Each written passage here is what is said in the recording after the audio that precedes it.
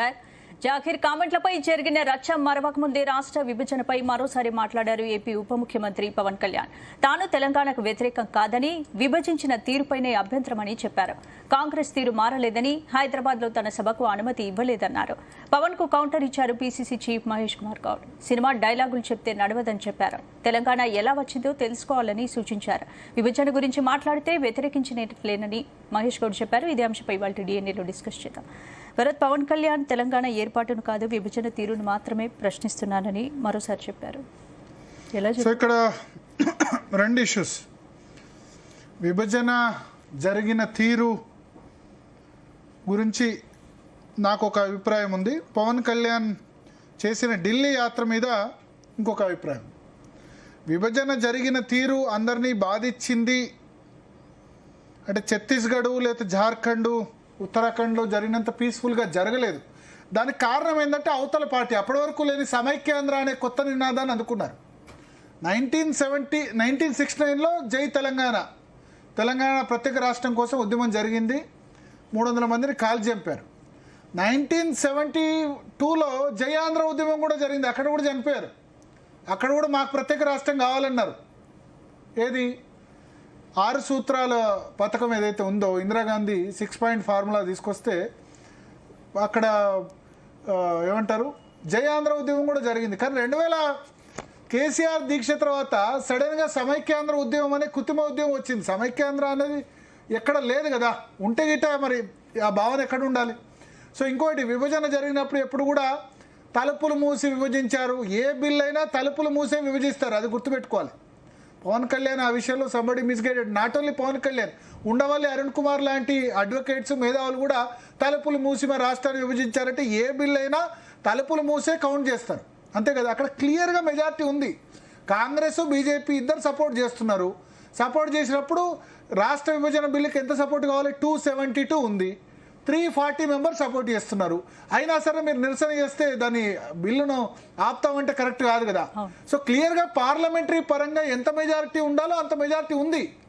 అన్ని రాజకీయ పార్టీలు 36 రాజకీయ పార్టీలు కన్విన్స్ అయ్యి తెలంగాణ ఒప్పుకున్న తర్వాత సడన్గా కేసీఆర్ దీక్ష అయిపోయిన తర్వాత December 7th అందరూ కలిసి ఏమని అన్ని రాజకీయ పార్టీలు తెలంగాణకు మేము సుముఖం అని చెప్పి రోషయ్య ముఖ్యమంత్రిగా ఉన్నప్పుడు December 9th కేసీఆర్ నిరాహార దీక్ష విరమించగానే తెల్లారి అందరు రాజీనామా చేసి కృత్రిమ ఉద్యమం చేస్తే అది కరెక్ట్ కాదు కదా. అన్ని రాజకీయ పార్టీలు ఒప్పుకొని విభజన తీరు జరిగిన తీరుగా సరిగ్గా లేదంటే నేను మొట్టమొదటి దోషి కిరణ్ కుమార్ రెడ్డి అట్ట. విభజన జరిగిన తర్వాత ఆంధ్రప్రదేశ్కి ఏం కావాలో అడగలేదు. అడిగితే ప్రత్యేక హోదా బిల్లులో వచ్చి ఉండేది. ఆంధ్రప్రదేశ్కి ఏం కావాలో అడగకుండా సమైక్యాంధ్ర అని ఒక ఉద్యమం చేస్తే ఆ ఉద్యమం ఉందా? సమైక్యాంధ్ర పార్టీని పెడితే చెప్పు గుర్తు పెడితే చెప్పుతో కొట్టేట్టు ఒకళ్ళకి డిపాజిట్ రాలేదు, అంతే కదా. విభజన జరిగిన తీరు బాధించిందంటే 5 సంవత్సరాలు జరిగింది విభజన, ఇంకెంత జరుగుతుంది? 2009 December 9 అయితే 14 February వరకు కూడా జరిగింది కదా. ఆ మధ్యలో 1200 మంది తెలంగాణలో చనిపోయినారు కదా. దాని అంతకాలం 2010-11లో అయిపోయేది. అనవసరంగా ఆంధ్రప్రదేశ్కి ఏం కావాలో అడగకుండా సమైక్యాంధ్ర అని చెప్పి ఆంధ్రప్రదేశ్కు తీరం ద్రోహం చేశారు. లేకపోతే ప్రత్యేక హోదా బిల్లులో వచ్చి ఉండేది కదా. మిగతావన్నీ కూడా బిల్లులోనే పార్ట్ అయి ఉండేవి కదా, ఖచ్చితంగా ఇంప్లిమెంట్ చేసేవాళ్ళు కదా. సో అప్పుడున్న ఆంధ్రప్రదేశ్ నాయకత్వం మొత్తం తప్పు చేశారు. చంద్రబాబు నాయుడు పాపం విభజన అయిన తర్వాత 3 రోజులకే ప్రెస్ మీట్ పెట్టి మరి రాజధానికి 3 లక్షల కోట్లు 4 లక్షల కోట్లు కావాలి ఎక్కడదన్నారు. జగన్మోహన్ రెడ్డి జైలు నుంచి వచ్చి దీక్ష చేశారు. కాంగ్రెస్ అధిష్టానం కూడా అటు ఇటు తెలంగాణ సమైక్యాంధ్ర అని చెప్పి సీమాంధ్ర అని చెప్పి డివైడ్ చేసింది. సో విభజన విషయంలో పెయిన్ఫుల్ కారణం ఆంధ్రప్రదేశ్ రాజకీయ నాయకులు. అంత పెయిన్ఫుల్గా జరిగింది ఛత్తీస్గఢ్, జార్ఖండ్, ఉత్తరాఖండ్. అంతకుముందు లాలూ ప్రసాద్ యాదవ్ నా శవం మీదనే బీహార్ విభజన జరగాలి, జార్ఖండ్ ఏర్పాటు జరగాలి అన్నాడు. అటువంటి ఆయనే స్వయంగా తీర్మానం జార్ఖండ్ అసెంబ్లీలో పెట్టాడు. అక్కడ జరిగినంత పీస్ఫుల్గా ఇక్కడ జరగకపోవడానికి కారణం కృత్రిమ పెట్టుబడిదారులు కొద్దిమంది సమైక్యాంధ్రాన్ని కృత్రిమ ఉద్యమం చేయడం ఒకటి. ఇక రెండవది నాకు నచ్చింది పవన్ కళ్యాణ్ సంబంధించి ఏదైతే చేశారో, ఇవాళ ప్రాంతీయ పార్టీలు ఎట్లా అయిపోయాయి అంటే కులం, మతం, ప్రాంతం, రాష్ట్రం. అంటే ఇప్పుడు తెలంగాణ ఉంటే కనుక ఇక Marwadi go back, Gujarati go back, ఆంధ్రాలో ఉంటే లేకపోతే ఇంకా వేరే రాష్ట్రాలు ఉంటే ఆంధ్ర వాళ్ళేమో Gujarati go back, Gujarati go back అంటే గుజరాత్ వాళ్ళు దోచుకుంటున్నారు, బీహార్ వాళ్ళు దోచుకుంటున్నారు, యూపీ వాళ్ళు దోచుకుంటున్నారు, మార్వాడి వాళ్ళు దోచుకుంటున్నారు. ఇటువంటి వాటిని అన్ని ప్రాంతీయ పార్టీలు ఎంకరేజ్ చేస్తాయి. అది బీఆర్ఎస్ అయినా, టీడీపీ అయినా, బీఆర్ఎస్ అయినా, వైసీపీ అయినా, ఈవెన్ కాంగ్రెస్ పార్టీ నా గతంలో జైపాల్ రెడ్డి మాట గుర్తుంది. తెలంగాణ ఉద్యమం సందర్భంగా మనం ప్రాంతీయవాదులకు కాదు, ఉప ప్రాంతీయవాదులం కాదు, మనం జాతీయవాదులమయ్యా అని ఒక మాట అన్నాడు. అనగానే చాలా విమర్శలు వచ్చాయి. తెలంగాణ ఉద్యమ సమయంలో అన్నందుకు ఉప ప్రాంతీయవాదులు అంటే బీఆర్ఎస్ను అన్నందుకు నువ్వు జాతీయవాది అంటావు అని చెప్పి ఆయన మొత్తం బీఆర్ఎస్ తెలంగాణ నాయకత్వం మొత్తం తిట్టింది. రేవంత్ రెడ్డి మామ జైపాల్ రెడ్డి అప్పుడు అన్నప్పుడు. ఇప్పుడు కాంగ్రెస్ పార్టీ కూడా ఎట్లా తయారైందంటే జాతీయవాది కాకుండా వాళ్ళు గుజరాత్ను, ఈ రాష్ట్రాలను తిట్టడం అయిపోయింది. నేను ఇటువంటి సమయంలో పవన్ కళ్యాణ్ ఒక ప్రాంతీయ పార్టీ అధినేత ఢిల్లీలో మీటింగ్ పెట్టి ఢిల్లీకి ఎంపీలు, ఎమ్మెల్యేలు అందరూ తీసుకుపోయి జాతీయవాదం వినిపించడం నాకు చాలా బాగా నచ్చింది. దేశానికి ఇప్పుడు కావాల్సిన జాతీయవాదం.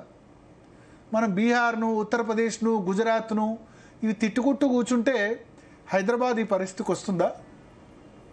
ఆంధ్రప్రదేశ్ ఈ పరిస్థితికి వస్తుందా? అరే హైదరాబాద్లో మార్వాడీస్ కంట్రిబ్యూషన్ ఉంది, ఇరానీస్ కంట్రిబ్యూషన్ ఉంది, పార్సీల కంట్రిబ్యూషన్ ఉంది. బీహార్, యూపీ లేకపోతే ప్లంబర్స్ లేరు. జార్ఖండ్, వెస్ట్ బెంగాల్ లేకపోతే మనకు నాట్లు వేసేవాళ్ళు లేరు. గుజరాతీలు. నేనంట ఒక రాష్ట్రం మొత్తం ద్రోహులేనా? మీకు అంబానీ మీద, అదానీ మీద కోపం ఉంటే గుజరాత్ మొత్తం కూడా ఏమంటారు, వేస్ట్ ఫెలోసా? గుజరాతీ వాళ్ళు దోచుకుంటున్నారు మన దేశాన్ని కొన్ని పార్టీలు మాట్లాడతాయి. మీకు అమిత్ షా మీద కోపం ఉంది, నరేంద్ర మోడీ మీద కోపం ఉంది, అంబానీ మీద కోపం ఉంది, అదానీ మీద కోపం ఉంది. వాళ్ళ నలుగురిని తిట్టండి. గుజరాతీలు మొత్తం గుజరాతీ వ్యాపారులు దేశాన్ని దోచుకుంటున్నారు, గుజరాతీ ప్రజలు దేశాన్ని దోచుకుంటున్నారు. లేకపోతే బీహారు, యూపీ, మార్వాడి. అరే మనం హైదరాబాద్లో చాలా సేఫ్గా ఉన్నాం. ఎందుకంటే పాకిస్తాన్ బార్డర్లో కొట్లాడేదా నార్త్ ఇండియన్ స్టేట్స్. రేపు మొన్న ఆపరేషన్ సింధూర్ అయితే గుజరాత్, రాజస్థాను, జమ్మూ కాశ్మీర్, పంజాబ్ వాళ్ళు సఫర్ అయింది. మనకు కించిత్ కాలేదు. మంచిగా ఇక్కడ సినిమాలు చూసుకుంటూ ఏమంటారు ఐపీఎల్ చూసుకుంటూ ఎంజాయ్ చేసాం ఏప్రిల్ మేలో. మనం సఫర్ అయింది వాళ్ళు కదా బార్డర్లో. గుజరాత్ వాళ్ళు సఫర్ అయినారు, రాజస్థాన్ వాళ్ళు సఫర్ అయినారు, పంజాబ్ వాళ్ళు సఫర్ అయినారు, జమ్మూ కాశ్మీర్ వాళ్ళు సఫర్ అయినారు. ఆపరేషన్ సింధూర్లో బిక్కు పట్టుకొని కూర్చున్నారు ప్రాణాలు. పాకిస్తాన్తో బార్డర్ షేర్ చేసుకుంటుంది వాళ్ళు, బంగ్లాదేశ్తో బార్డర్ షేర్ చేసుకుంటుంది వెస్ట్ బెంగాల్. బార్డర్ స్టేట్స్ కదా. ఈ భావం పోవాలి. ఇక గుజరాత్ అంతా దోపిడిగాళ్ళు, బీహార్, యూపీ వాళ్ళంతా మాఫియా డాన్లు. ఇంకోటి ఇప్పుడు ఒక మాట అడుగుతా నేను. సెక్యులర్ అంటే ఒక మతాన్ని తిడుతున్నారు మీరు అంటారు. ఒక ముస్లిం మతాన్ని, క్రిస్టియన్ మతాన్ని, ఒక మతం మొత్తం అంతేనా అంటారు. మరొక రాష్ట్రం మొత్తం అంతేనా? ఒక గుజరాత్ రాష్ట్రం మొత్తం దోపిడిదారులే. గుజరాత్లో ఇంకా మంచి ప్రజలు లేరు, లేదా బీహార్, యూపీలో మంచి ప్రజలు లేరు. ఎవరో ఒకళ్ళిద్దరికి ఇవ్వాల్సింది. అంటే నరేంద్ర మోడీ మీద, అమిత్ షా మీద కోపం ఉంటే, లేకపోతే అంబానీ మీద, అదానీ మీద కోపం ఉంటే గుజరాత్ మొత్తాన్ని తిట్టడం. లేదా మార్వాడీలు వాళ్ళు ఎక్కడో కష్టం, రాజస్థాన్ నుంచి వచ్చి కష్టం పడి ఇక్కడ ఇండస్ట్రీ స్థాపించి బిజినెస్ చేస్తే మార్వాడి గోబ్యాక్. అందరినీ గోబ్యాక్ అంటే ఇక్కడ ఉండేది ఎవడు హైదరాబాద్లో? సో అటువంటి దాన్ని ఈ పర్సెప్షన్. ఇప్పుడు మహేష్ కుమార్ రెడ్డి వచ్చి ఇప్పుడు వీళ్ళే ఎన్టీఆర్ విగ్రహం పెడతారు ఇక్కడ కాంగ్రెస్ పార్టీ. వాళ్ళే ఎన్టీఆర్ విగ్రహం పెట్టింది కాబట్టి తెలంగాణలో నెగిటివ్ వచ్చింది కాబట్టి ఇప్పుడు దాన్ని బ్యాలెన్స్ చేసేందుకు పవన్ కళ్యాణ్కి సభకు అనుమతి ఇవ్వకపోతే అదొక ఇష్యూ. సభకు అనుమతి ఇస్తే ఏమేది, సభ పెట్టుకునేది అయిపోయేది. ఇప్పుడు ఆయన తెలంగాణ నీ జాగిరా నా జాగిరా అని చెప్పి తెలంగాణ ఆంధ్ర చిచ్చు నడవాలి. 12 సంవత్సరాలైనా ఇంకా సిగ్గులేదు తెలంగాణ ఆంధ్ర చిచ్చు అంటే. మన రాష్ట్రం మనకు వచ్చిన తర్వాత కూడా ఇంకా కంట్రోల్ చేయకపోతే ఎవరు బాధ్యత? అధికారులు ఉన్న వాళ్ళది కదా బాధ్యత. సో పవన్ కళ్యాణ్ జాతీయవాదం నాకు బాగా నచ్చింది. ఎమ్మెల్యేలు, ఎంపీలు, కార్పొరేషన్ చైర్మన్లు, ఎమ్మెల్సీలు అందరినీ పట్టుకొని పోయి అక్కడ మనం ఒక ప్రాంతీయ పార్టీ జాతీయవాదంగా పెట్టడం చాలా బాగా నచ్చింది. రీజనల్ ఆస్పిరేషన్స్ ఉండాలి. ఇప్పుడు నేను మెట్రో గురించి మాట్లాడా. నా హైదరాబాద్ వెనుకబడ్డది అన్నా. ముంబైతో లేదా బెంగళూరుతో పోలిస్తే అది ఎప్పటికీ కూడా అది జాతీయవాదానికి విఘాతం కలగదు. మీరు కేంద్ర ప్రభుత్వం మాకు హైదరాబాద్ చేయట్లేదని అడగండి. అంతే తప్ప గుజరాతీలు దోపిడీదారులు, మార్వాడీ దోపిడీదారులు, బీహార్, యూపీ వాళ్ళు దోపిడీదారులు అందరు గోబ్యాకలు అంటే తెలంగాణ బాగుపడదు. అందరి కంట్రిబ్యూషన్తో రంగారెడ్డి జిల్లా తెలంగాణ జీడిపి ఈ స్థాయిలో ఉంది. అది గుర్తుపెట్టుకోవాలి. సో మాట్లాడదాం. మనతో పాటు అడ్వకేట్ శరత్ గారు ఉన్నారు, అదేవిధంగా చరణ్ కౌశిక్ గారు ఉన్నారు, అదేవిధంగా శాస్త్రి గారు ఉన్నారు, అండ్ చిరుమిల్ల రాకేష్ గారు ఉన్నారు, రాణి రుద్రమ గారు భారతీయ జనతా పార్టీ నుంచి జాయిన్ అవుతారు. ఎస్ శరత్ గారు సార్ ఏమంటారు? పవన్ కళ్యాణ్ ఢిల్లీలో పెట్టి ఆయన 2 విషయాలు మాట్లాడారు, బిల్లు, జాతీయవాదం. సార్ ఒక విషయం చెప్పాలి sir. My specialization in literature was literary criticism sir. To look in to everything from a critical angle and read between the lines అని.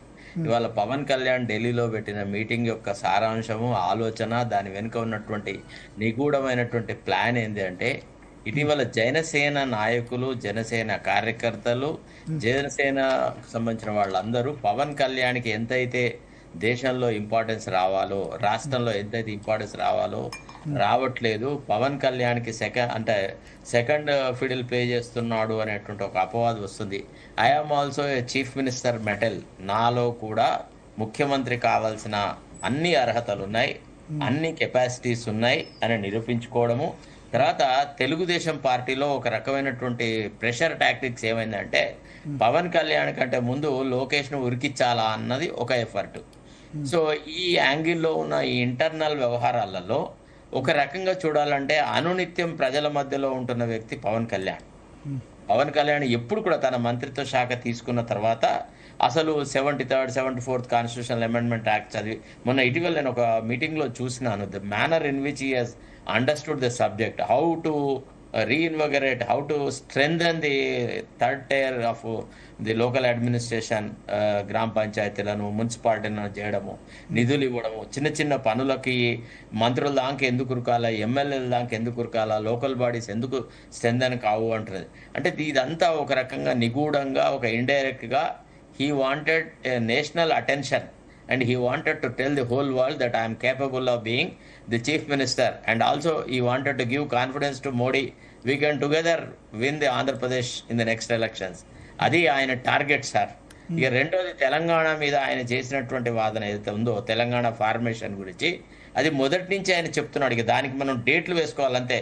మొన్న పవన్ కళ్యాణ్ ఏం మాట్లాడు, నిన్నేం మాట్లాడు, అంతకుముందు ఏం మాట్లాడని ఆయన మొదటి నుంచి ఆ విషయం లోపల ఆయన మాట్లాడుతున్నాడు.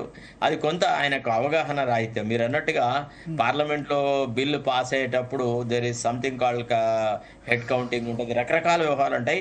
తలుపులు వేసే బిల్లులు ఇచ్చేస్తారనే సంగతి అది మనకు లాంటి వాళ్ళకి అందరూ మాట్లాడుతారు. అదే తలుపులు వేసి బిల్లు పాస్ చేశారు. ఏం చేస్తా ఇప్పుడు సార్, అజ్ఞానం ఎవరొక్క సొత్తు చెప్పండి. Everybody has got a right to talk ignorantly and innocently.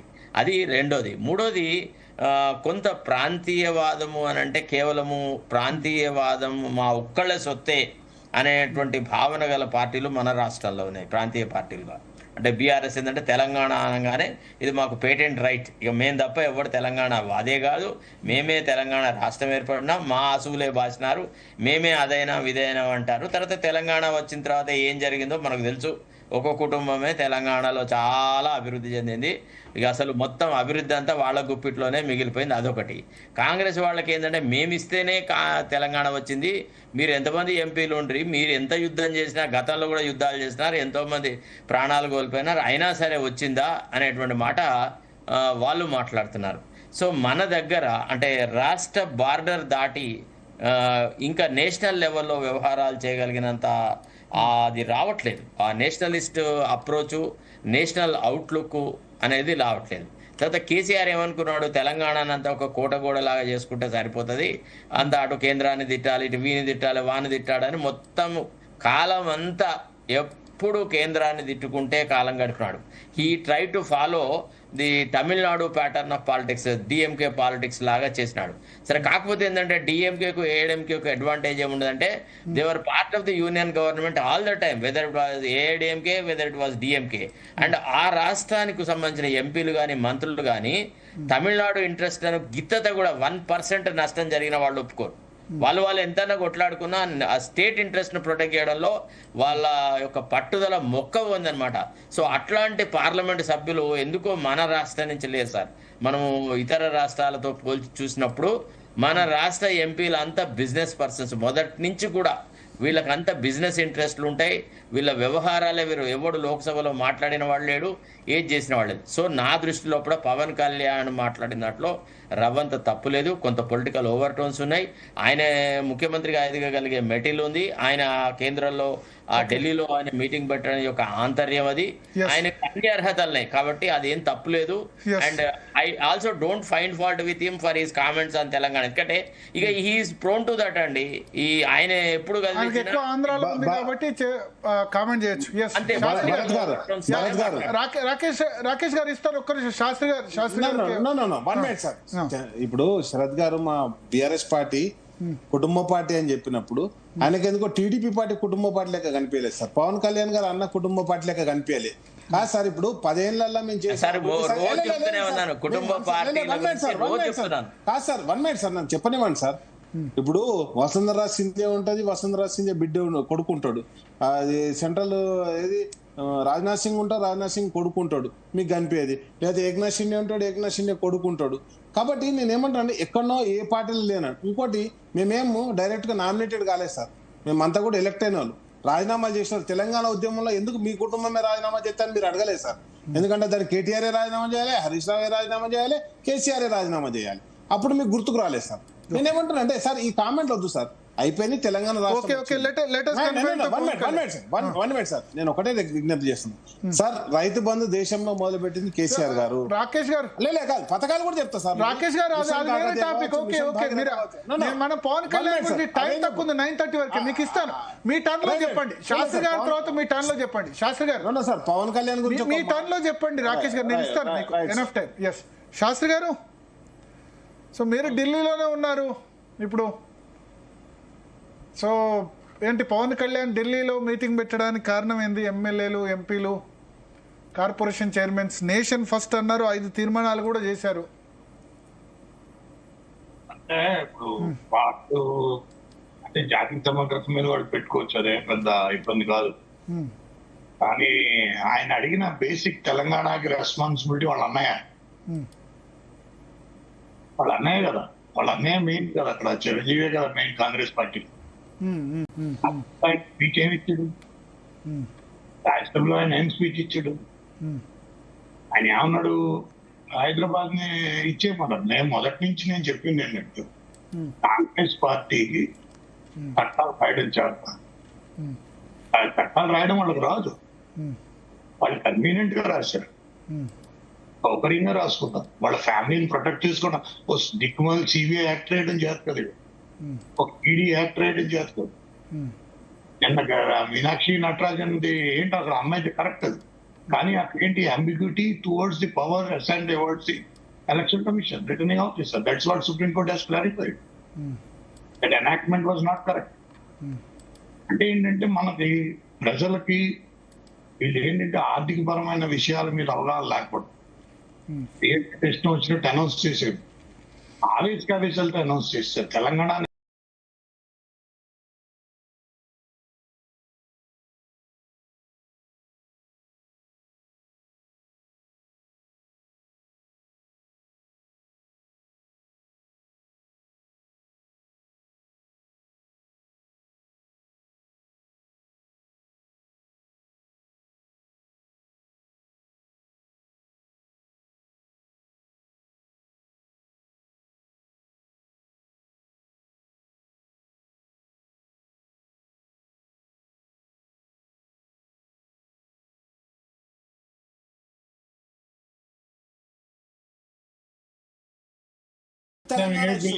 Good language, bad language మీ అందరి చేత తెలుస్తుంది కదా సార్.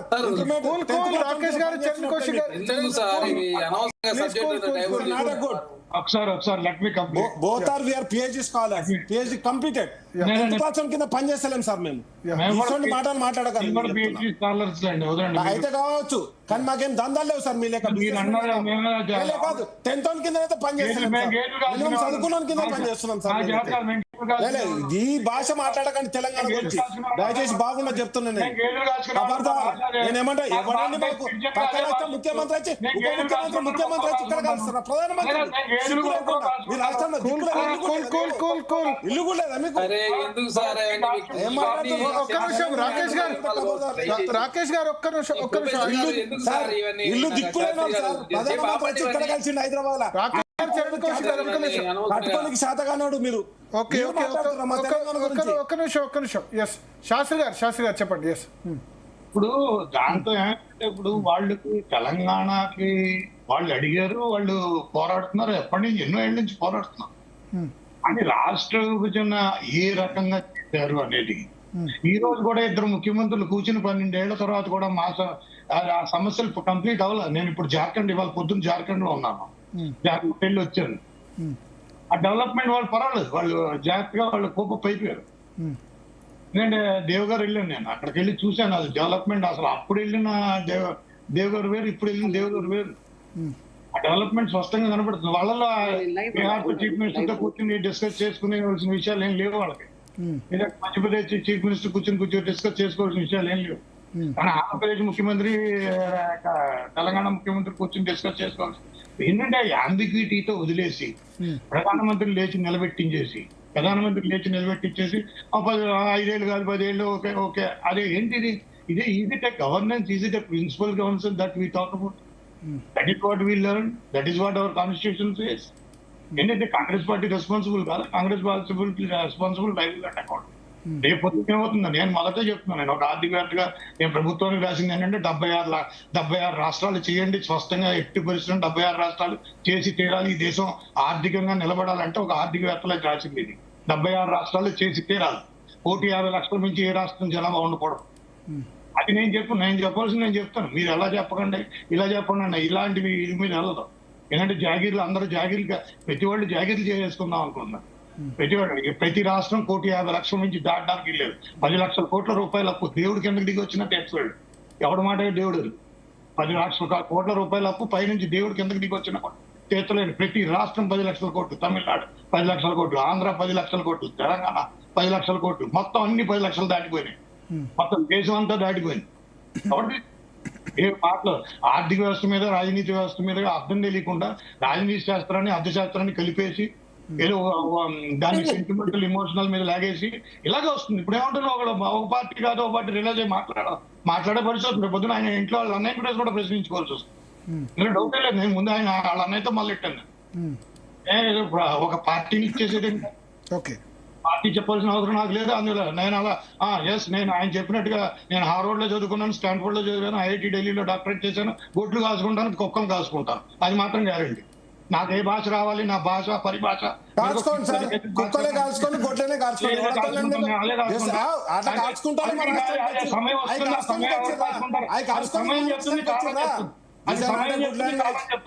శాస్త్రి గారు మీకు రెస్పెక్ట్ ఇస్తున్నాం.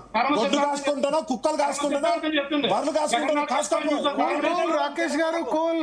రమ్మనండి తెలంగాణకు, మహారాష్ట్రానికి, ఈ దేశం మొత్తం ఎవడతాడు?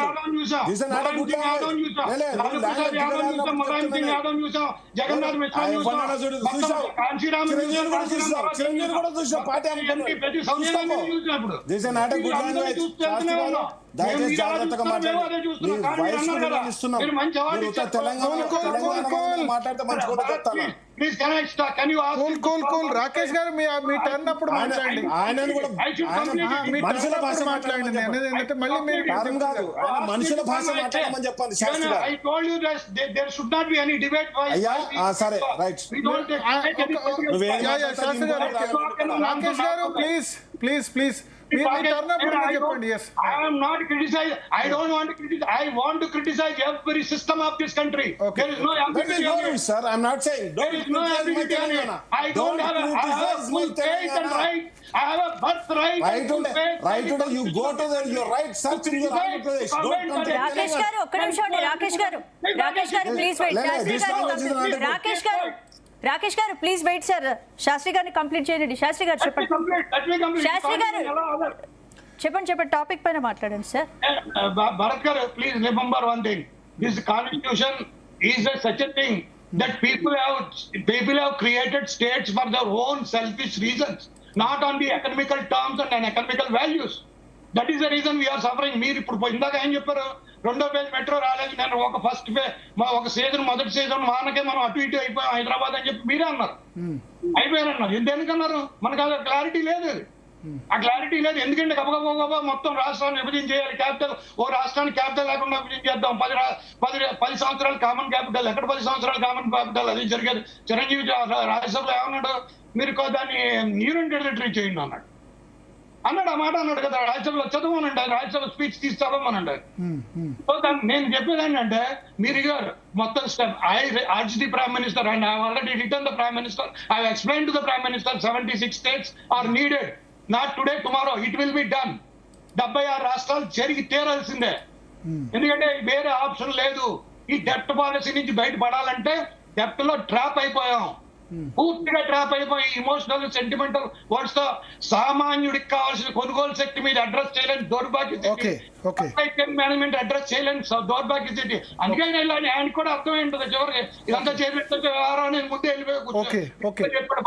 ఓకే. మళ్ళీ అవకాశం ఇస్తా ఒకసారి.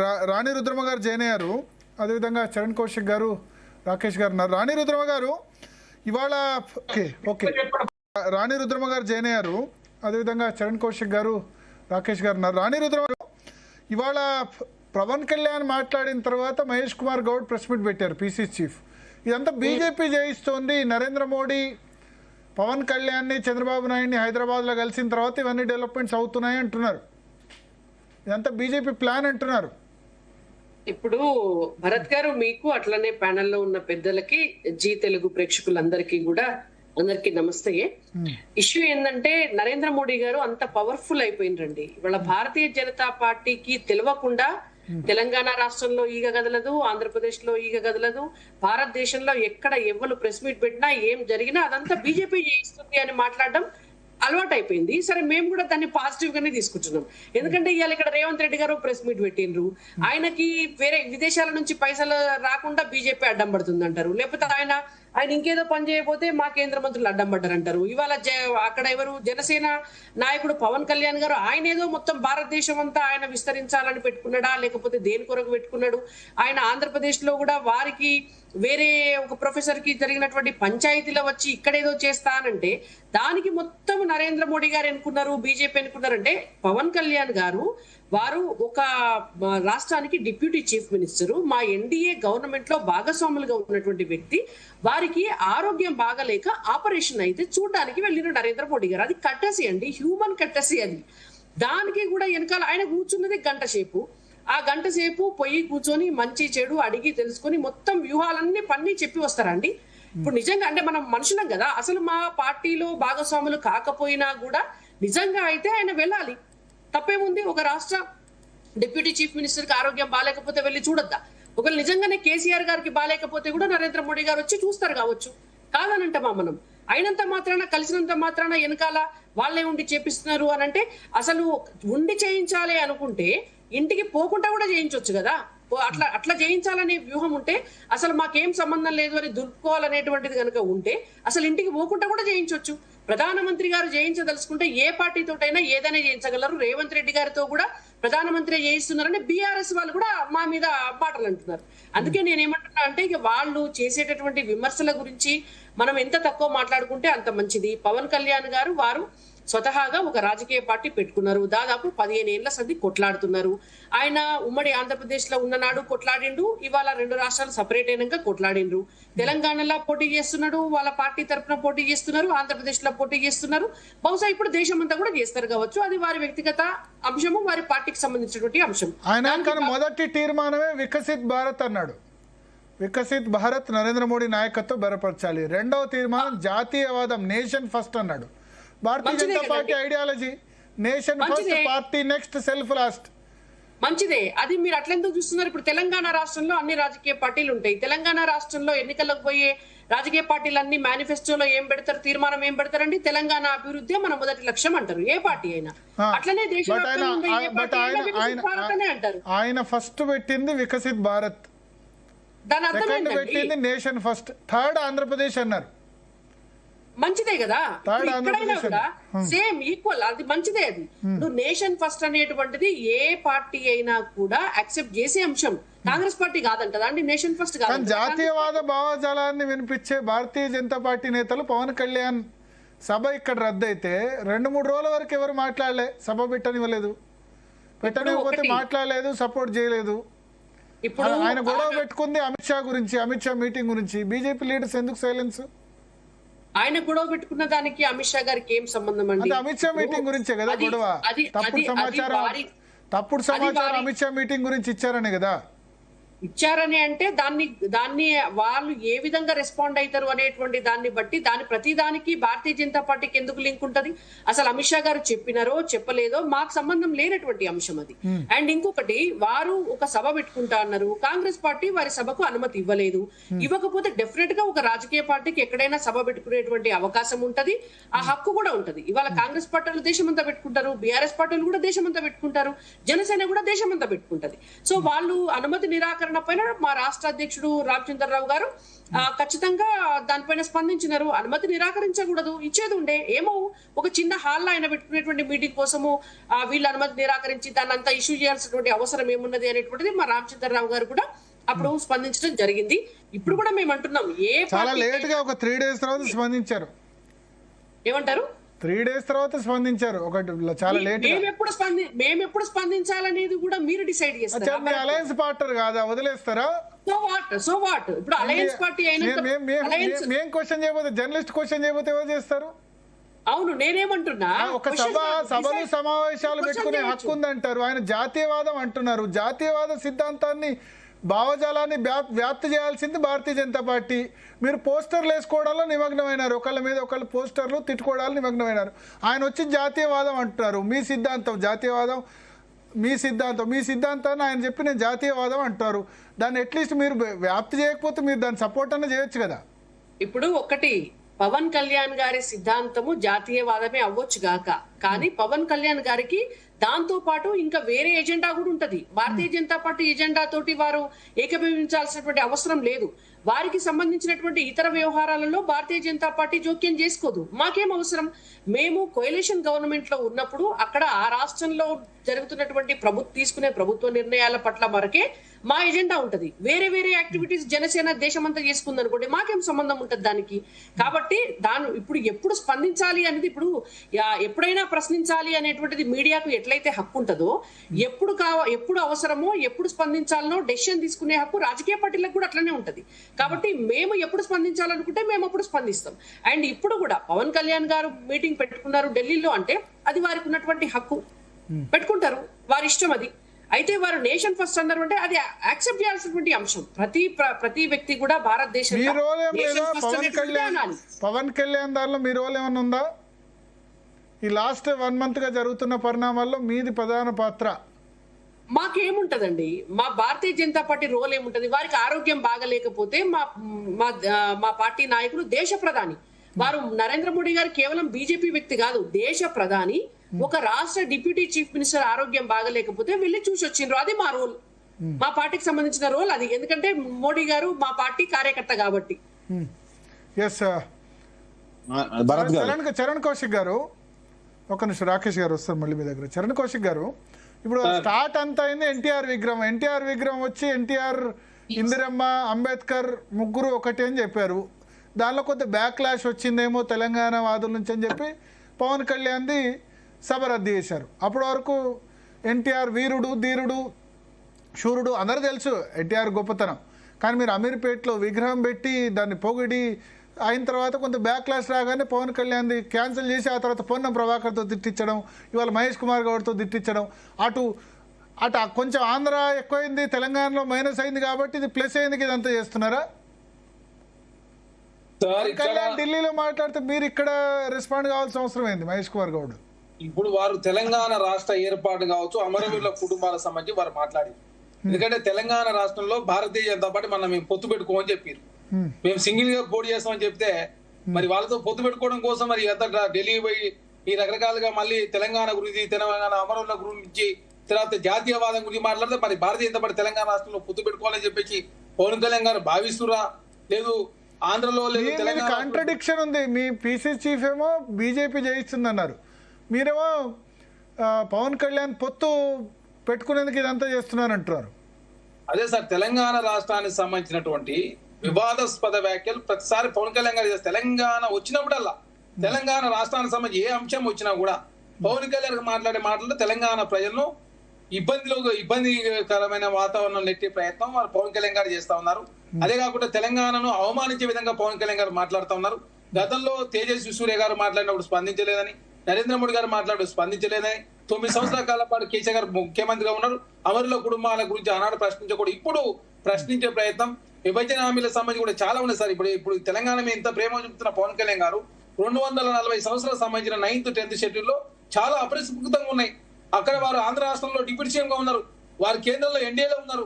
ఇవన్నీ పరిష్కారం తెలంగాణ రాష్ట్రం మీద నేనే ప్రేమ ఉంటే ఇవన్నీ కూడా పరిష్కారం చేయొచ్చు కదా. బయ్యారం స్టీల్ కర్మాగారం కావచ్చు, కాజీపేట రైల్వే కోచ్ ఫ్యాక్టరీ కావచ్చు, ఐటీఆర్ ప్రాజెక్ట్ కావచ్చు, తర్వాత మహారాష్ట్ర సంబంధించిన మహారాష్ట్ర కూడా మన ఫడ్నీస్ గెలుపు కోసం వారు పవన్ కళ్యాణ్ గారు అక్కడ ప్రచారం చేశారు. అదేవిధంగా అది అక్కడ ఏదైతే తుమ్మిడేటి ప్రాజెక్ట్ సంబంధించి అదేవిధంగా మహారాష్ట్ర ప్రభుత్వం చర్చలు చేద్దామంటే వాళ్ళు అనుమతి ఇస్తలేరు, అపాయింట్మెంట్ ఇస్తలేరు. కాబట్టి ఇట్లాంటి అంశాల విషయంలో పవన్ కళ్యాణ్ గారు చొరవ చూపించి ఉంటే నిజంగా తెలంగాణ ప్రజలు హర్షించేవాళ్ళు. అంటే తెలంగాణను సెంటిమెంట్ రాజకీయాల కోసం వాడుకునే ప్రయత్నం, అదే జాతీయ సమగ్రతను వారు కూడా సెంటిమెంట్ వాడుకునే ప్రయత్నం వారు చేస్తూ ఉన్నారు. గతంలో సిపిఐ పార్టీతోటి, సిపిఎం పార్టీతోటి, బీఎస్పీ పార్టీతో పొత్తు పెట్టుకొని, తర్వాత టీడీపీ బీజేపీకి మద్దతు 2014లో, తర్వాత 2023 వస్తాక 24 వస్తాక బీజేపీ టీడీపీ జనసేన కలిసి పోటీ చేసి, తెలంగాణ రాష్ట్రంలో మళ్ళీ 23 ఎలక్షన్లో 8 స్థానాల్లో బీజేపీతో కలిసి పోటీ చేసి, తర్వాత మన జూబ్లీ ఎలక్షన్ లో ప్రచారం వస్తానని ప్రచారం రాలేదు. తర్వాత మొన్న దాదాపు 363 కౌన్సిల్లో పోటీ చేసింది జనసేన. ఇప్పుడు తెలంగాణ రాష్ట్రంలో సెంటిమెంట్ రాజకీయాలు చేసే ప్రయత్నం, తెలంగాణ రాష్ట్రంలో తెలంగాణ వాదులకు, సమైక్యవాదులకు కావచ్చు, సెటిలర్స్ ఓట్లకు సంబంధించినటువంటి వివాదాలు క్రియేట్ చేసే ప్రయత్నం భారతీయ జనతా పార్టీ రూపంలో చేస్తా ఉంటే బీఆర్ఎస్ పార్టీ లాభం జరుగుతుంది. కాబట్టి అదే భారతీయ జనతా పార్టీ డైరెక్షన్ లో పవన్ కళ్యాణ్ గారు ముందుకు పోతుందని చెప్పేసి మా అధ్యక్షుడు మహేష్ కుమార్ గౌడ్ గారు మాట్లాడారు. గతంలో మనం చూస్తాం, నాగార్జున సాగర్ దగ్గర గలాడ క్రియేట్ చేసినప్పుడు అది ఎవరు జరిగింది? హైదరాబాద్ లో బీఆర్ఎస్ పార్టీ ఎమ్మెల్యేలు హైదరాబాద్ లో అత్యధికంగా గెలిచిన పరిస్థితి మనం చూసినాం. బీజేపీ థర్డ్ పోయిన పరిస్థితి కూడా మనం చూసినాం. ఈ సెంటిమెంట్ రాజకీయాలు తీసుకొస్తే ప్రధానంగా బీఆర్ఎస్ లాభం జరుగుతా ఉంది. అదే కాకుండా సమైక్యవాదులు ఎవరు ఉంటే బీజేపీ ఓట్లు ఇచ్చే ప్రయత్నం కూడా వారు చేస్తా ఉన్నారు. కాబట్టి భవిష్యత్తులో కలిసి పోటీ చేస్తే అందరూ కలిసి పోటీ చేయండి, కానీ అనవసరంగా తెలంగాణ వాదం మీద రాజకీయం చేద్దని చెప్పి కాంగ్రెస్ పార్టీ మాట్లాడుతూ ఉంది. కాబట్టి తెలంగాణ అంశాలకు సంబంధించి 9 సంవత్సరాలు మౌనంగా ఉండి నరేంద్ర మోడీ గారు తెలంగాణ అవమానించి మాట్లాడకుండా, బీజేపీ అవమానించిన మాట్లాడకుండా, అదేవిధంగా తెలంగాణ అంశం విషయంలో అనవసరం జోక్యం చేసుకోవద్దని చెప్పేసి కాంగ్రెస్ పార్టీ మాట్లాడుతా ఉంది. బీజేపీ తానా అంటే అది పవన్ కళ్యాణ్ గారు తందాన అనే పరిస్థితి ఉన్నది. కాబట్టి ఎన్టీఆర్ విగ్రహంలో ఒక స్టాండ్, పవన్ కళ్యాణ్ విషయంలో ఇంకో స్టాండా సార్? ఇప్పుడు ఎన్టీఆర్ గారికి సంబంధించి ఖమ్మంలో ఆల్రెడీ బీఆర్ఎస్ పార్టీ అజయ్ గారు విగ్రహం ఏర్పాటు చేశారు. అక్కడ ఏర్పాటు చేసిన కూడా రాష్ట్ర ప్రభుత్వ ఖజానాతో ఏర్పాటు చేయలే. అదేవిధంగా అక్కడ చాలా స్పష్టంగా ఎన్టీఆర్ గారి అభిమానులకు సంబంధించి పైసలతో ఏర్పాటు చేశారు. రాష్ట్ర ప్రభుత్వం అనుమతి మాత్రం ఇచ్చింది. అదే కాకుండా అక్కడ కూడా ఖమ్మంలో 4 కోట్ల రూపాయలు పెట్టి ఎన్టీఆర్ గారి విగ్రహాన్ని వాళ్ళు కూడా ఏర్పాటు చేసి పువ్వాడ అజయ్ గారికి ఏర్పాటు చేసి, కరెక్ట్ కాంగ్రెస్ పార్టీ సంబంధించి నవీన్ యాదవ్ గారు లేకపోతే ఎన్టీఆర్ గారి అభిమానులు ఏర్పాటు చేస్తే తప్పట్లయితే ఖమ్మం సంఘం ఆధ్వర్యంలో అక్కడ ఏర్పాటు చేశారు. ఎలక్షన్ల సందర్భంగా మాట ఇచ్చినాం. ఎలక్షన్ సందర్భంగా బీఆర్ఎస్ పార్టీ ఎందుకు మాట్లాడలే? ఎట్లా పెడతాం? ఖమ్మంలో పువ్వాడ అజయ్ పెట్టిన దానికి కేసీఆర్ కేటీఆర్ పోలేదనుకుంటా. లేదు సార్, ఇక్కడ చాలా స్పష్టంగా అనడం ఏమైందంటే ఇష్టుడు వేషాధారణలో పెట్టే ప్రయత్నం చేస్తే యాదవ్ సంఘాలంతా పెద్ద ఎత్తున ధర్నాలు చేయడంతో కొంత వివాదాస్పదం అయింది కాబట్టి వారు పోలేదు.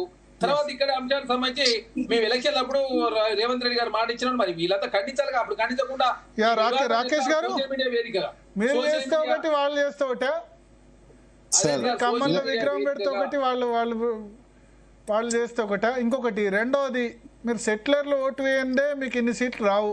జిహెచ్ఎంసీలో వరుసగా ఒకసారి 99, ఇంకోసారి 58, 2018లో అసెంబ్లీ క్లీన్ స్వీప్, 2023లో రాష్ట్రం మొత్తం కాంగ్రెస్ ఉన్నా జిహెచ్ఎంసీలో ఒక ఇబ్రహీంపట్నం తప్ప అన్ని సీట్లు మీకే వచ్చాయి. భరత్ గారు, మీరు చాలా అంశాలు తీసుకున్నారు. ఒక 2-3 అంశాలు మీరు ఉపోద్ఘాతంలో చెప్పిన అంశాలు కూడా తీసుకోమంటే విత్ యువర్ పర్మిషన్ తీసుకుంటాను. ఒకటి, 1 మినిట్ సార్. మీరు మార్వాడి గో బ్యాక్ అనేటువంటి ఏదైతే మూవ్మెంట్ వచ్చిందో అది యాక్చువల్ గా పాట్ మార్కెట్ లో జరిగిన సందర్భం సార్. బస్తీ వాళ్ళు వాళ్ళ బస్తీకి పోతుంటే మార్వాడీస్ వాళ్ళ మీద అటాక్ చేసినప్పుడు అక్కడ బస్తీ వాళ్ళకి సపోర్ట్ చేయడానికి తెలంగాణ అంతా హైదరాబాదీస్ అంతా కూడా అక్కడ ఒక జరిగినటువంటి ఇష్యూ తప్పితే ఎవరిని కూడా బిజినెస్ చేసుకోవద్దని చెప్పినటువంటి అంశం కాదు సార్. నెంబర్ 1 ప్లీజ్, ఎందుకంటే అది ఒకసారి మీరు చెక్ చేసుకోండి. అండ్ నెంబర్ 2 అది కాదు, వచ్చేసి వేరే మార్వాడి దుకాణాల దగ్గరకు పోయి బెదిరించారులేండి. లేదు సార్, అది ఫస్ట్ జరిగింది అక్కడ వేరే అంశం. అక్కడ జరిగితే మొత్తం మార్వాడిని నిలిపోమంటారా? పోయిరా సార్, పోయినారు వన్ మినిట్ ప్రెస్ మీట్లు పెట్టి తిరిగారు కొద్దిమంది. ఎవరు పోలే, పెరిగిరు ఇంకా. ఎందుకు పోలేదు ఎవరు? చూపిస్తాను నేను వారం రోజులు డిబేట్ పెట్టా. వారం రోజులు డిబేట్ పెట్టా. వారంగా సార్, నెల రోజులు పెట్టుకుందాం. ఇంకొకటి అంశం, దయచేసి మీరు వస్తా అంటే భరత్ గారు బీఆర్ఎస్ అనట్లేదు, పోయింది బీఆర్ఎస్ అనట్లేదు. కొంతమంది లెఫ్ట్ ఎక్కువ సిస్టమ్ బ్యాచ్ పోయినారు, అది వేరే సంగతి. మేము ఏ రోజు కూడా ఎవరిని బిజినెస్ చేసుకోదని ఏ రోజు అనలేదు, సిద్ధాంతం కాదు. నేను మిమ్మల్ని అనలే. రైట్, ఇంకొక మాట చెప్తున్నాను సార్, ఎవరైనా రావచ్చు పోవచ్చు అని చెప్పేసి బిజినెస్ చేసుకోవచ్చు అని చెప్తారు. అండ్ నెక్స్ట్ వచ్చేసి సార్, దయచేసి మీరు అన్నట్టు ఇంతకుముందు కంపెనీలన్నీ గుజరాత్ కే తరలిపోతున్నాయా, అదాని వాళ్ళు దోసుకుంటుర్రా అని చెప్పేసి మీరు అన్నారు కదా. దేశంలో ఒక యాక్ట్ ఉండే సార్, 3 ఎయిర్పోర్ట్ల కంటే ఎక్కువ ఇవ్వద్దు, 2 షిప్ యార్డ్ల కంటే ఎక్కువ ఇవ్వద్దు అని చెప్పేసి ఒక యాక్ట్ పెడితే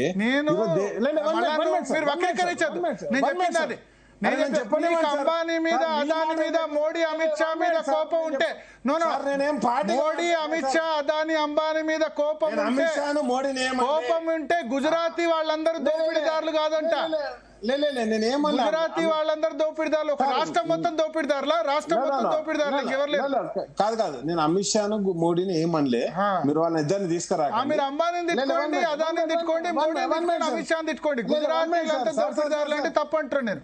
లేదు సార్, వినండి సార్, మొత్తం వినండి. మీరు అంబానీ, అదాని, మోడీ, అమిత్ షా తిట్టుకోండి. గుజరాతీలు అంటే దోపిడీదారులు అంటే నేను తప్పు పడతా. భరత్ గారు ఒక మాట చెప్తున్నాను, మీరు బిహెచ్ఎల్ ఏరియాకి పోదామా, డిఆర్డిఏ ఏరియాకి పోదామా, ఎక్కడికన్నా పోదాం, అక్కడ ఉన్నటువంటి చిన్న చిన్న కంపెనీలన్నీ కూడా ఈరోజు గుజరాత్ కే షిఫ్ట్ అయిపోయినాయి సార్. ఇక్కడ ఏం లేవు. బిహెచ్ఎల్ లో ఎంప్లాయ్ చేసిన, ఎందుకంటే నేను ఇంజనీర్ గా చదువుకున్నా కాబట్టి నా దోస్తులంతా ఇంజనీర్లు ఉన్నారు. కంపెనీలు ఏడికి పోతూనే వాళ్ళని అడుగుతూ చెప్తారు సార్. ఒక అంశం, నేను ఎక్కువ సబ్జెక్ట్లకు పోను. అండ్ నెక్స్ట్ ఒక అంశం సార్, మీరు ఒక మాట చూడండి, మొన్ననే ఆర్మూర్ నుంచి వెళ్ళి మంచిర్యాల దాకా 4 లైన్ రోడ్ అవుతుందని సంబరాలు చేశారు బీజేపీ వాళ్ళు.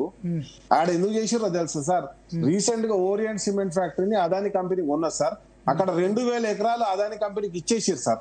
2000 ఎకరాలు దారాదత్తం చేసేసారు అక్కడ మైనింగ్ తవ్వుకోమని చెప్పేసి. మొన్నటిదాకా లేకుండా, ఎందుకంటే మొన్నటిదాకా ఆపరేషన్ కగారు దగ్గర నడిచింది కదా సార్. అక్కడ ఇప్పుడు ఎవరు లేరు అడ్డుకుంటారు కాబట్టి మొత్తం అడవి సంపద మొత్తం అమ్మేచ్చే నడిచింది. ఆ అంశాలకు పోను సార్, నేను ఒకటే చెప్తున్నా. ఈరోజు ఏమంటున్నా అంటే, పవన్ కళ్యాణ్ గారు హాస్పిటల్ రావచ్చు, ఆయన ట్రీట్మెంట్ తీసుకోవచ్చు, ఏదైనా తీసుకోవచ్చు. పవన్ కళ్యాణ్ గారిని పరామర్శించారు, ఓకే సార్, బాగుంది. కానీ చంద్రబాబు నాయుడు ఎందుకు కలిసింది సార్? ప్రధానమంత్రి గారు, పక్క రాష్ట్ర ముఖ్యమంత్రి ఇక్కడ ఎందుకు కలిసింది సార్? అది మా కిషన్ రెడ్డి గారు ఉన్నారు కదా సార్, ఆయన ఇంటికి పోలేదు సార్. మా రామచంద్రన్ ఉన్నాడు సార్, ఆయన బీజేపీ అధ్యక్షుడు సార్, ఆయన ఇంటికి పోలేదు సార్. మా బండి సంజయ్ ఇంటికి పోలేదు సార్. లేకపోతే మా డాక్టర్ లక్ష్మణ్ ఇంటికి పోలేదు సార్. మా రఘునందన్ సార్ వాళ్ళు చెప్పినంత చెప్పినా కదా. నేను ఏమంటానంటే ఒకటే మాట సార్, ఈ రోజు పవన్ కళ్యాణ్ గారు వచ్చి ఇక్కడ మాట్లాడుతున్నారంటే ఎందుకు అంటే, కేంద్రం ఆ రాష్ట్ర అభివృద్ధికి ఏం సపోర్ట్ చేయట్లేదు, ఒక్క ప్రాజెక్ట్ కూడా కంప్లీట్ కావట్లేదు. ఆడ కనీసం వాళ్ళ క్యాపిటల్ కూడా కట్టుకోలేని దుస్థితిలో ఉన్నారు. ఎందుకంటే ఇప్పుడు 12 ఏళ్ళైంది కదా సార్, ఏమున్నా ప్రధానమంత్రి మోడీ గారు అమరావతి ఇనాగ్రేషన్ చేశారు, లేకపోతే జాతీయ ప్రాజెక్టు కింద పోలవరం ఉంది, ఎంత అయిందో మనకు తెలుసు. కాబట్టి ఇవన్నీ నేను అంటలేదు. ఒకటి విజ్ఞప్తి మాత్రం చేస్తున్నా జీ ద్వారా, పవన్ కళ్యాణ్ గారు కావచ్చు, ఆంధ్రప్రదేశ్ నాయకులు ఎవరన్నా కావచ్చు, ట్రీట్మెంట్ కు రావచ్చు, చూపించుకోవచ్చు ప్రధానమంత్రి గారు, దేశ ప్రధానమంత్రి. కానీ పార్లమెంట్ లో మాట్లాడేటప్పుడు దేశ ప్రజల మనోభావాలను దెబ్బతీసే విధంగా ఎవరు మాట్లాడినా తప్పకుండా దానికి సరైన సమాధానం చెప్పాల్సి వస్తుంది సార్. ఎందుకంటే తల్లిని చంపి బిడ్డను బతికించే ఒక ప్రధానమంత్రి మాట్లాడే మాటలేనా సార్? ఇండియా పాకిస్తాన్ తోటి పోల్స్తుంది సార్ తెలంగాణను. ఒక ఎంపీ గారు బీజేపీ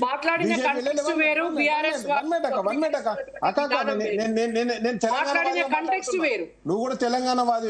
మేము అంటున్నది ఏంటంటే, ఆయన కంటెస్ట్ వేరే, ఆ ప్రాంతం గురించి మాట్లాడినప్పుడు తీసుకుంటే కదా మన ప్రాంతం అని మాట్లాడు. మొత్తం అయిపోయినాక నేను ఏమంటున్నానంటే, ప్లే చేయి అంటే తెలంగాణ రాష్ట్రం ఏర్పాటే వ్యతిరేకం అన్నట్టు మాట్లాడితే ఎట్లా? అండ్ నెక్స్ట్ బీజేపీ లేకపోతే తెలంగాణ వచ్చేదా? ఎవరు అసలు బీజేపీ లేకపోతే తెలంగాణ వచ్చినా? ఎప్పుడన్నా మన ప్రధానమంత్రి ఎప్పుడన్నా అన్నాడా? మన ప్రధానమంత్రి అంటున్నా. అండ్ నెక్స్ట్ మన ప్రధానమంత్రి గారు భారతీయ జనతా పార్టీ లేకపోతే అసలు తెలంగాణ వచ్చినా? ఇవే మేము పోటీ తెలంగాణ వచ్చునా? అవక్క మాకు తెలుసు మీ తెలంగాణ మరి చెప్పండి, మీరే చెప్పండి. తెలంగాణ రాకపోవు. బీఆర్ఎస్ పార్టీ పుట్టని నాడే బీఆర్ఎస్ పార్టీ పుట్టని నాడే తెలంగాణ రాష్ట్రం కావాలని ఒక్క ఓటు 2 రాష్ట్రాలు తీర్మానం చేసిన పార్టీ భారతీయ జనతా పార్టీ. ఇవాళ భారతీయ జనతా పార్టీ తెలంగాణ పుట్టుకను వ్యతిరేకిస్తుంది అనడం పొరపాటు. అద్వానీ గారు లెటర్ తీసుకోరక్క. నేనేమని కాకినాడ తీర్మానం చేసి 97 తర్వాత ఎంత పోయింది ఎవరు? ఎవరంతా పోలే. బీజేపీ ఏ ఒక్కరు పోలే. బీఆర్ఎస్ పార్టీ అన్న కాంగ్రెస్ పార్టీ తోటి టీడీపీ తోటి పొత్తులు పెట్టుకొని రాజకీయ అవసరాల కోసం 4 అడుగులు డ్రాగ్ చేసింది తప్ప బీజేపీ ఏ రోజు వెనక పోలే. అట్లాంటి భారతదేశ స్వతంత్రానికి ఎవరు పోరాటం చేయాలి, ఓన్లీ బ్రిటిష్ వాడిని అచ్చకిచ్చిపోయినట్టే ఉంది నీ ముచ్చట. అట్లా కాదా? నేను ఎవరు పోరాటం చేయలేను. ఒకటే చెప్తున్నా, బీఆర్ఎస్ పార్టీ పోరాటం చేసింది కాదని చెప్పట్లే.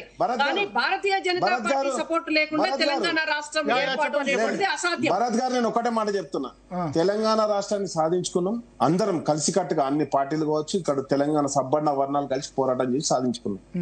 ఈ రోజు కూడా దుగ్గద ఎందుకు? అండ్ నెక్స్ట్ వచ్చేసి ఈ రోజు ఎందుకు బీజేపీ పార్టీ సమాధానం చెప్తుంది పవన్ కళ్యాణ్ అంటుంటే, పవన్ కళ్యాణ్ గారు వాళ్ళ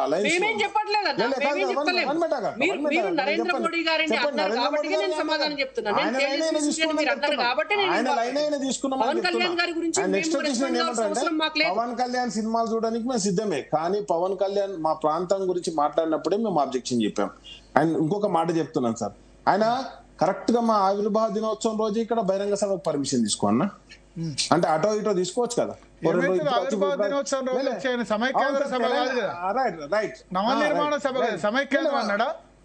వన్ మినిట్ నేనేమంటానంటే, మొత్తం తెలంగాణ ప్రాంత ఆవిర్భావాన్ని వ్యతిరేకించినటువంటి వ్యక్తి తెలంగాణ ఆవిర్భావ దినోత్సవం రోజు చెప్పలేనా తెలంగాణ రాష్ట్ర ఏర్పాటు వ్యతిరేకించి విభజన జరిగిన తీరును వ్యతిరేకించాడు.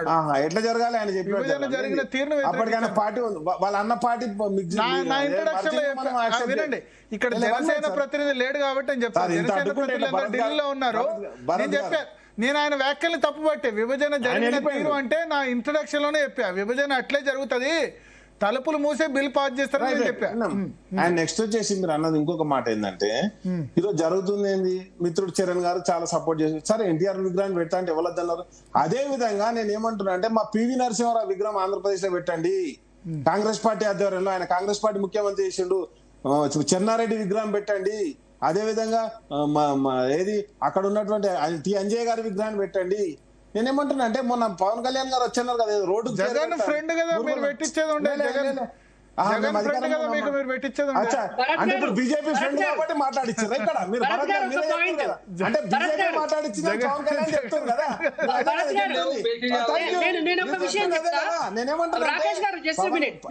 పవన్ కళ్యాణ్ గారు బీజేపీ ఫ్రెండ్ అని అంతే కదా నువ్వు చెప్పిందని, అదే కదా. అండ్ నెక్స్ట్ వచ్చి మాట చెప్తున్నా, భారతీయ జనతా పార్టీ రాష్ట్ర అధికార ప్రతినిధిగా నేను అఫీషియల్ గా ఒక ట్వీట్ పెట్టినా, ఒక రిక్వెస్ట్ పెట్టినా, ఎవరికి? చంద్రబాబు నాయుడు గారికి, పవన్ కళ్యాణ్ గారికి. అక్కడ ఆంధ్రప్రదేశ్ లో కూడా అమరావతిలో తెలంగాణ విగ్రహాలు పెట్టండి అని చెప్పి నేను అఫీషియల్ గా నేను అడిగిన. అదే బీఆర్ఎస్ పార్టీ, ఇదే బీఆర్ఎస్ పార్టీ 10 సంవత్సరాల కాలం పాటు ఎందుకు ఒక్క ఆంధ్ర ఒక్కనాడు కూడా అడగలే? సెంట్రల్ గవర్నమెంట్ లో కదా, నీ ప్రభుత్వమే కదా, నువ్వు రిక్వెస్ట్ చేసినందుకు పోయి విగ్రహాలు పెట్టా ఎవరన్నా నేను ఆపింది ఎవడైనా బార్డర్లా? అరే నేను అందుకే అంటున్నా, ఇప్పుడు కేసీఆర్ గారు ఆంధ్రప్రదేశ్ లకు పోయి రొయ్యల చేపల ఎవరు ఆపలే? కేసీఆర్ గారు రొయ్యల కూర చేపల కూర్చుంటే ఎవరు ఆపలే? ఎవరు ఆపరు? భారతదేశం ఎవరు ఎక్కడికైనా చెప్పలే, ఎవరికైనా పోవచ్చు, ఎవరొద్దన్నాడు? ప్రపంచం నేనేమంటున్నా, కేసీఆర్ గారు చేపల పులుసు తింటే కూడా ఎవరు ఆపలే? దానికి పర్మిషన్ కావన్నా? తిరుపతి దానికి కూడా బీజేపీ పర్మిషన్ కావాలని చెప్పండి. భరత్ గారు ఒకటే చెప్తున్నా, విగ్రహం పెట్టచ్చు కాంగ్రెస్ పార్టీ, ఎస్పీ బాలసుబ్రహ్మణ్యం గారి విగ్రహం పెట్టచ్చు, ఎన్టీఆర్ గారి విగ్రహం పెట్టచ్చు, విగ్రహం పెట్టండి. నువ్వు పెట్టాలి, బీజేపీ అరే మేము వెళ్ళేదే మేమేం ఖాళీగా లేము. మేము దేశంలో అధికారంలో ఉన్నాం.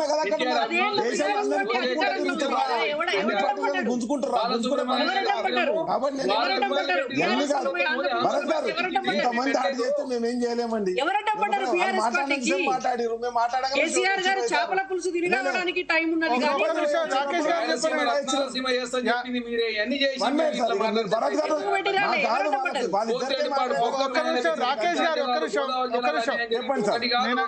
ఒక్క నిమిషం. మీరు ఫస్ట్ స్టార్ట్ చేసి మీరు శాస్త్రి గారు మాట్లాడేటప్పుడు తిట్టింది మీరు, నేను ఇప్పుడు ఎట్లా ఆయన మమ్మల్ని మీరు తర్వాత మీ టర్న్ వరకు ఆగారా? మరి ఇప్పుడు మీరు వాళ్ళంటే ఎట్లా? నేను అందుకే ఆగిన. మా తెలంగాణ వాదులు అన్నప్పుడే ఒక 5 నిమిషాలు మీరు ఉపోద్ఘాతం ఇచ్చారు, ఇప్పుడు వాళ్ళు మాట్లాడుతున్నా అంటే మరి నేనేమన్నా శాస్త్రి గారు ఎప్పుడు మీరు మోడీని తిట్టినప్పుడు వాళ్ళు కామెంట్ చేశారు, మరి ఏం చేయాలి? ఝాన్సీ గారు కావచ్చు, ఇక్కడ ఉన్న ముగ్గురం కూడా తెలంగాణ ఉద్యమంలో పార్టిసిపేట్ చేసినాం. తెలంగాణను కించపరిచే విధంగా మాట్లాడినప్పుడు, ఆయన మీ ఇష్టం వచ్చినట్టు మాట్లాడినప్పుడు నేను అడ్డుపడ్డ తప్పితే నేను ఎక్కడ కూడా నా పార్టీ నేను ఏమంటున్నా అంటే మా సిద్ధాంతం ఒకటే సార్, ఇది భారతదేశం, ఇది తెలంగాణ, భారతీయులం, అదే విధంగా తెలంగాణ.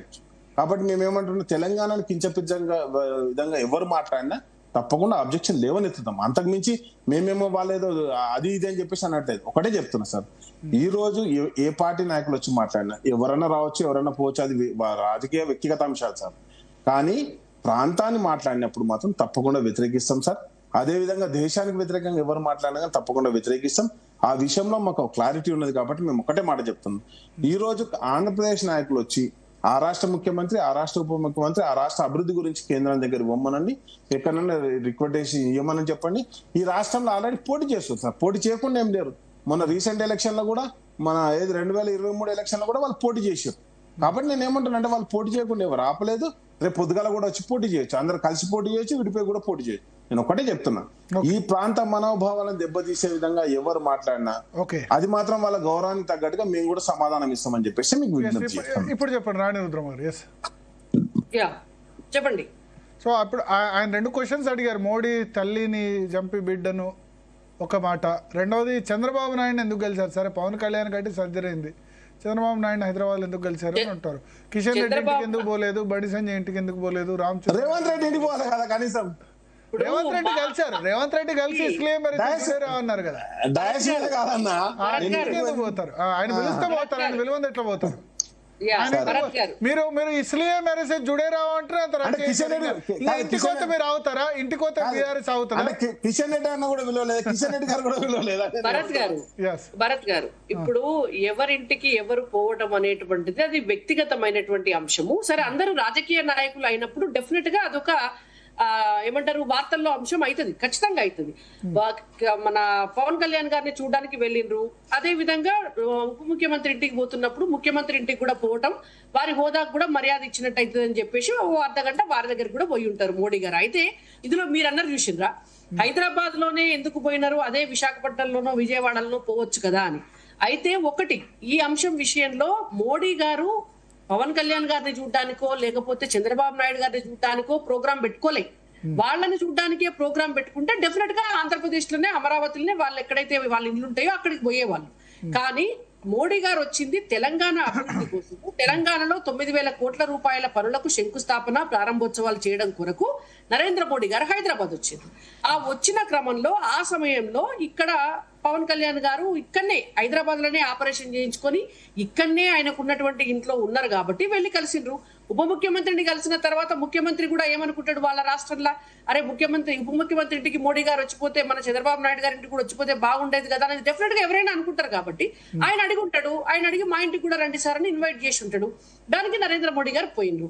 దాని వెనకాల ఏదో లోతులు వెతకాల్సినటువంటి అవసరం లేదు. ఇది మొదటి అంశం. ఒకవేళ కేసీఆర్ గారు కూడా పిలిస్తే వస్తారు కావచ్చు. కిషన్ రెడ్డి అని విలువలేదు, లక్ష్మణ్ గారు, రామచంద్ర ఎవరు విలువలేదు రమ్మని ప్రధానమంత్రి గారిని విలువలేదా? రైట్ పిలిచి ఉండలేదా? పిలవలేదా? ఓన్లీ కిషన్ రెడ్డి గారు క్లారిటీ ఇవ్వాలి. నేను ఈ ప్రశ్న అడిగాను కిషన్ రెడ్డిని, ఎందుకు హైదరాబాద్ లో కలిశారని. మొన్న కిషన్ రెడ్డి 2 years అయిన సందర్భంగా కిషన్ రెడ్డి గారు చెప్పారు. అంటే నాతో పాటు మిగతా ఒక 5-6 జర్నలిస్ట్ కూడా ఉన్నారు. ఆయన చిట్చాటు పెట్టినప్పుడు ఎందుకు పవన్ కళ్యాణ్ ని చంద్రబాబు నాయుడిని ఇక్కడ కలిశారంటే దానికి నేనే కారణం అని చెప్పారు. ఎందుకు తానే కారణం అంటే, సభ మొదలు మధ్యాహ్నం 3 గంటలకు ఉండేనట. మధ్యాహ్నం 3 గంటలు మే 5 అంటే విపరీతమైన ఎండ, వచ్చిన వాళ్ళకి ఇబ్బంది అవుతుంది. సో అందుకని నేను రిక్వెస్ట్ చేసి సార్ 6 గంటలకు పెడదాము అంటే ఆయన బెంగళూరు నుంచి వస్తున్నారు, డైరెక్ట్గా ఢిల్లీ నుంచి కాదు. ఢిల్లీ నుంచి అయితే డిలే చేసేవాళ్ళు. బెంగళూరులో అక్కడ ఆర్ట్ ఆఫ్ లివింగ్ ప్రోగ్రామ్ అయిన తర్వాత 3 గంటలకి ఇక్కడ ల్యాండ్ కావాలి. సో అప్పటి వరకు టైం పాస్ ఎట్లా చేయాలంటే, ఒకటి ఈ ఫస్ట్ అఫీషియల్ ప్రోగ్రామ్, తర్వాత సాయి సింధు హాస్పిటల్ ప్రోగ్రామ్, ఆ తర్వాత ఆయన సజెస్ట్ చేశారట పవన్ కళ్యాణ్ సర్జరీ అయింది చూడండి అని చెప్పి. సో అట్లా పవన్ కళ్యాణ్ కలిసినప్పుడు చంద్రబాబు నాయుడు ఇట్లా టైం పాస్ చేసి 6:30కు సభాస్థలికి చేరుకున్నారు. ఇది కిషన్ రెడ్డి గారు మాకు చెప్పింది. అది నిజం. భరత్ గారు నేను కూడా ఏమన్నా మోడీ గారు అదే కదా చెప్పినా. అందుకు నేనే కారణం అని ఆయన చెప్పారు. ఈ ప్రశ్న అడిగా, నాకు డౌట్ వచ్చింది. Thank you. ఎందుకంటే మీరు చెప్పినట్టుగా ఏదైతే చంద్రబాబు నాయుడు పక్క రాష్ట్ర ముఖ్యమంత్రి టైం పాస్ ముఖ్యమంత్రి అని చెప్పేసి కిషన్ రెడ్డి గారు స్పష్టంగా చెప్పినందుకు ధన్యవాదాలండి. ఎందుకంటే ముఖ్యమంత్రి అని అన్నారు. కిషన్ రెడ్డి అని ఇల్లు లేదా? కిషన్ రెడ్డి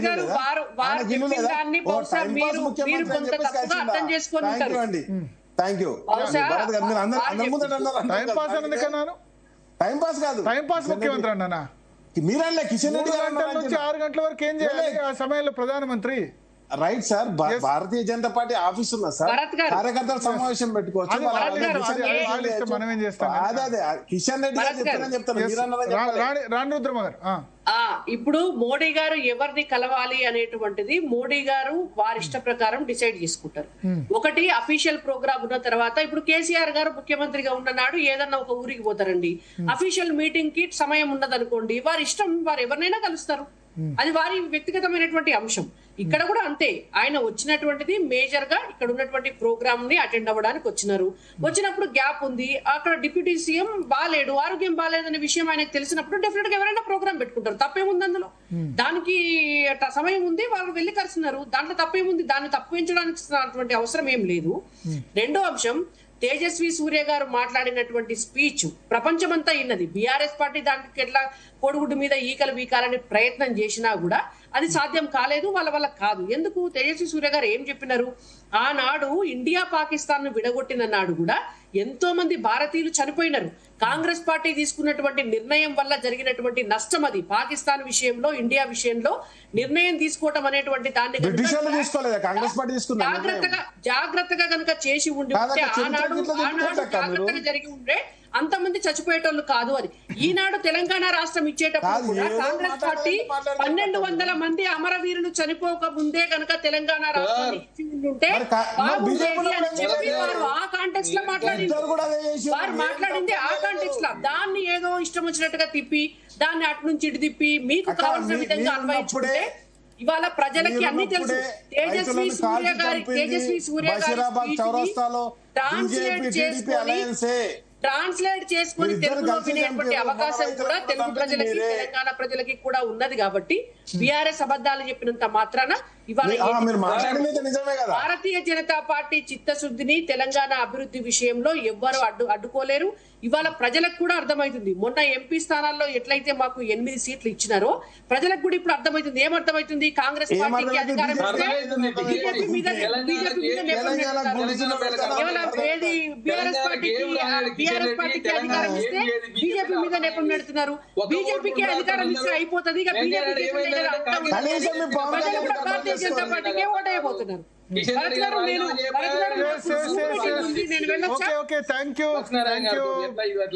చరణ్ కౌశిక్ గారు, చిరుమిల రాకేష్ గారు, రాణి రుద్రమ గారు.